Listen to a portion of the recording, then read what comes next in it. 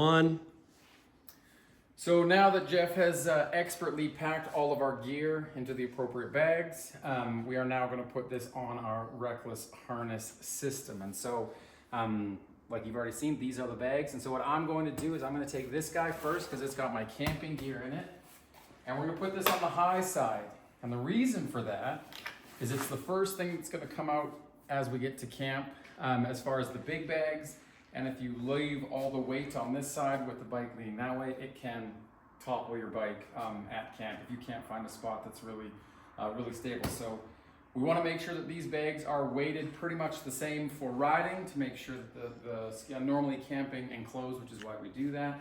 And so yeah, that is why I've selected this bag to go on this high side. And so as far as how the system works, there is this strap here. If it's really hard to get in, you can feed that guy through and it pulls out the bottom here and you kind of give him a good old shove. Once you got that through, you can also grab here. Make sure you don't just grab the buckle, but grab the whole harness, full hand, and just give it a couple pumps. All right, now the wrong way to do this is to feed this guy just through here and think that you've done it. That won't go anywhere, you are correct. But these straps that are supposed to be for the bag are now loose and have no purpose. And so that is not the right way. How Mosko designed these in their genius is you pull this apart, you get it in there, get it nice and tight, and then I want to roll it towards the inside of the bike. That way anything that comes, it has nothing to grab and rip and break. Also water, it kind of flows off. And then this guy comes down to this bottom buckle here. And this guy comes down to this buckle here. That looks much better. Now this guy comes over the top. And again, we want to keep these straps nice and clean, nice and tight. We want to run a tight ship. That looks awesome. Next one, clothes. And whatever wonderful treats Jeff has put in here is going to come in this side. And I am noticing that picking that bag up and then this bag, they are weighted very similarly, which is good because that will affect the handling of the bike. And again, I've got these a bit dirty, which is very helpful for getting these in when your kits are new, or if your kit is new, it will be very difficult to get that to slide in. So use the bottom, use the thing, pull here. Mine are used and 8 expeditions old. Shout out to Mosko. So we do want to make sure that's that. Okay, again, one last punch to get the air out. At least 3 folds if you want the most watertight. And then again, down to this guy right here, making sure that that's nice and neat. These are on swivel, so you can kind of make that fit the way you like it. And then this guy comes down here. And again, this excess tag here, you want to deal with it. You don't want it dangling around and getting stuck in your chain and in your spokes and all that fun stuff. So try and be as neat and as tight as possible because as we drive, it's going to do its darndest to get loose. But Mosko is the best stuff in the world at not becoming loose. It will stay tight. The only way it will become loose is with operator error. Okay, so our 2 leg bags, equally weighted, nice and tight. No excess straps flapping a boot. Yes, I'm Canadian. Oxbox is our next bit. So I've got my 2 Oxbox, but I've been deemed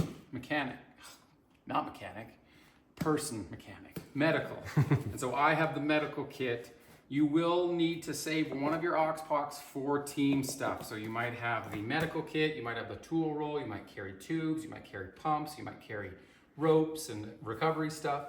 But one of your Oxbox will be saved for club purposes. For me, it's this guy. And so, method to the madness.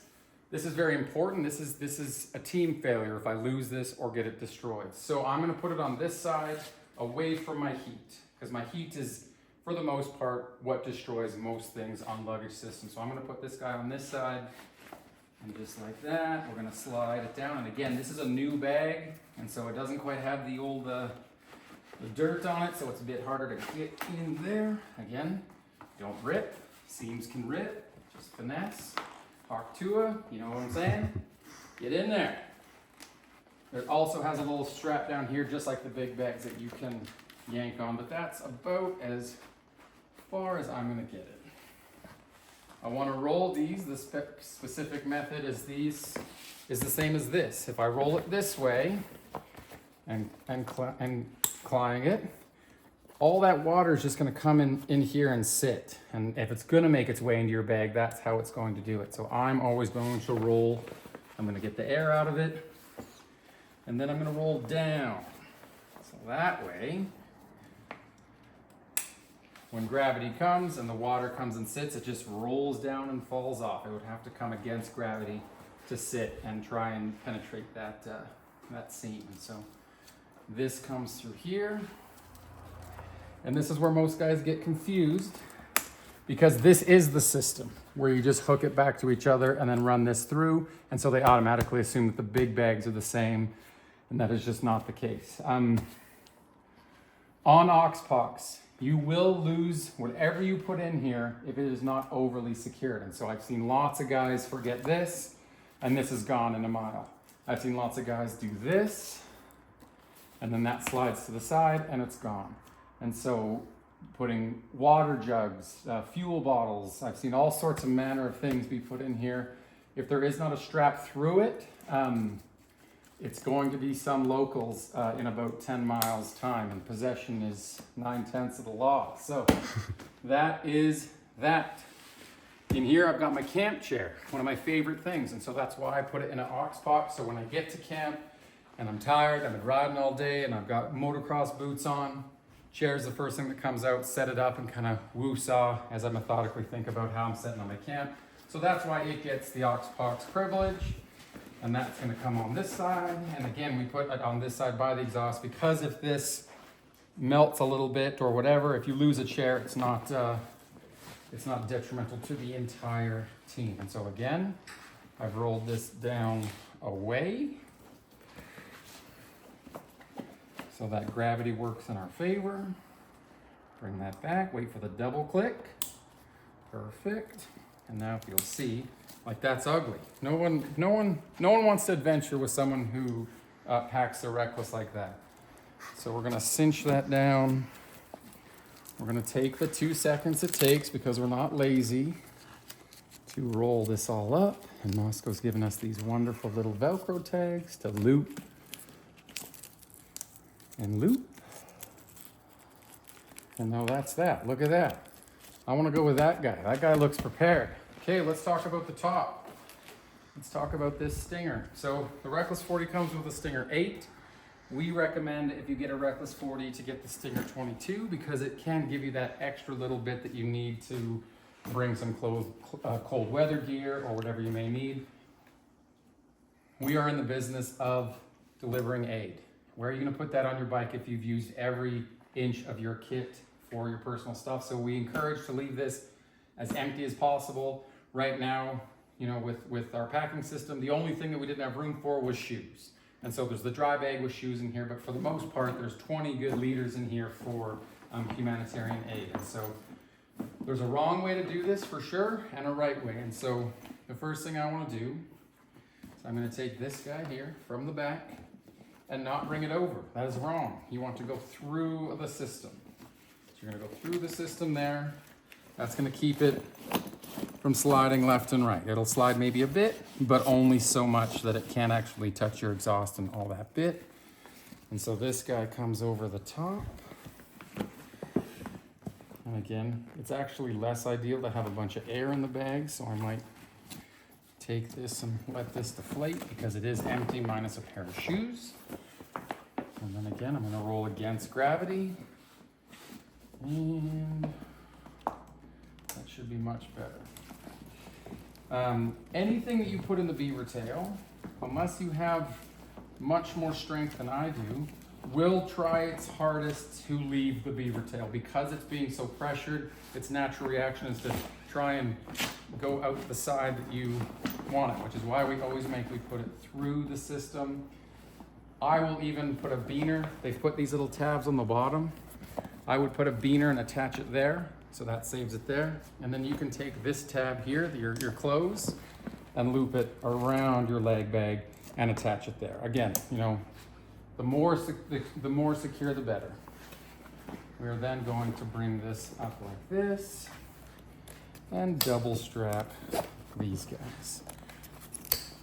And again, we're not lazy, and so we are going to quickly, and Eric will probably time lapse this.